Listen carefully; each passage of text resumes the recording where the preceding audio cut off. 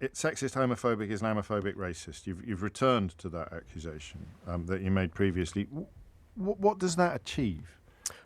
I am actually, for probably the first time ever, going to praise James O'Brien from LBC for his grilling of Sadiq Khan in this video. He completely exposes Sadiq Khan's hypocrisy about Trump. Just like David Lammy, Sadiq Khan made absolutely horrific comments about Donald Trump in the past. And now, just like David Lammy, Sadiq Khan is trying to backpedal and pretend like he's busy mates with Donald Trump and it was, nothing but just a little bit of kind, constructive criticism what he said in the past. Listen to this. Listen, it's really important that we put out a hand of friendship to President-elect Trump. I wish him well. You can't have it both ways. You can't call his policies sexist, homophobic, Islamophobic and racist and put out a hand of friendship at the same time. Well, or do you think you can? I think the three things that even Donald Trump supporters would agree with is his policies are protectionist, nativist and unilateralist.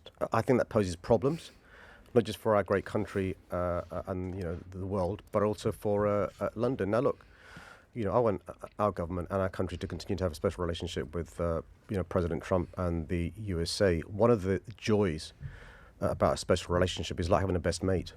Our expectations are more for a best mate, our closest ally, than they are of others, and that means sometimes calling out your best mate or your closest ally when you think they're doing things you disagree with.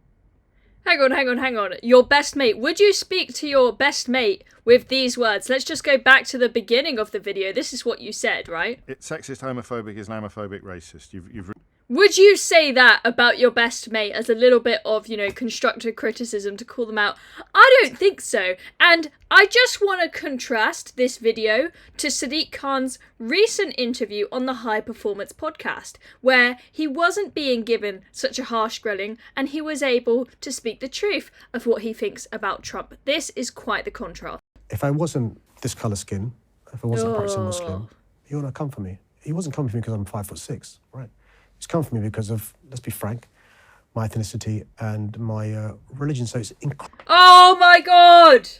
I am so fed up of these politicians playing the race card constantly and saying that the reason why people don't like them is just because of the colour of their skin.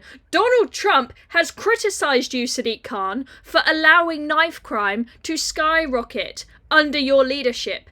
The facts are there. We know that knife crime has gone up, I think, 40% under your leadership. Donald Trump, that is what he's criticising you for. He thinks that you have given away our great capital city, and I think that he is right. And then you stand there, and rather than say, I've made mistakes as London Mayor, I could have done better, or you could say, I don't agree, the stats on knife crime, they're not right for this and that reason. If you could actually engage in the argument, but no, you use the cop-out card. You say, oh, it's because of the colour of my skin.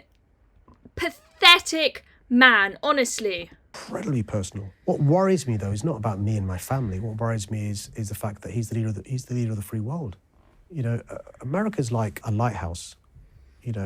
They can be somebody that's a source of good, ripples of hope and love, but also ripples of hate.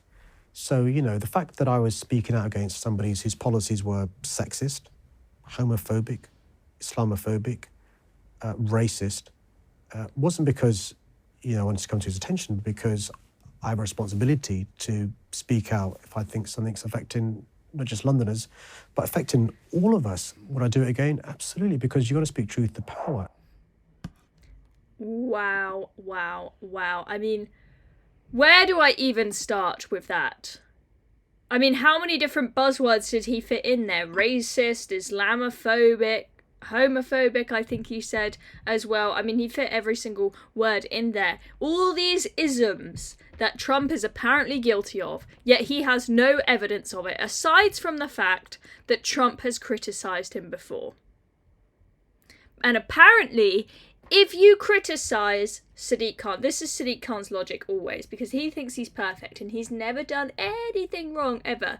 If you criticise Sadiq Khan, because he is a person of colour and a Muslim, you must be criticising him because of the colour of his skin and his religion. That is how Sadiq Khan's brain works. I'm very clear about this at this point, because anytime anybody criticises him, it's racism and Islamophobia. I mean, think back to the whole spat between Sadiq Khan and Lee Anderson. I mean, he just kept on pumping out those words, Islamophobia and racism, over and over and over again, and was playing the victim card, acting as though it's just about the colour in his skin and his religion that he's been criticised.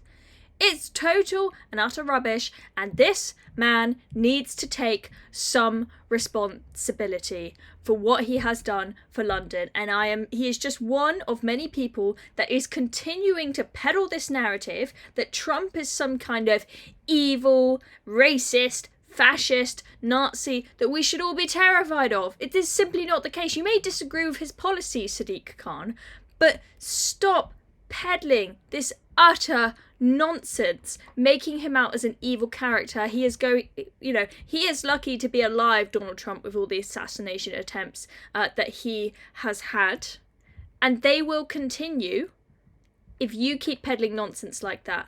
I do not wish death upon anybody who I politically disagree with. Okay, I don't like Sadiq Khan, but I would never wish death upon him. So I'm not going to push a narrative that Sadiq Khan is some kind of, evil, racist, fascist. Just as if you disagree with Trump, you shouldn't say the same about him. I think it's very dangerous, the kind of rhetoric that's being used here. But I think Sadiq Khan, all he's doing is making himself look like an absolute tit, as usual.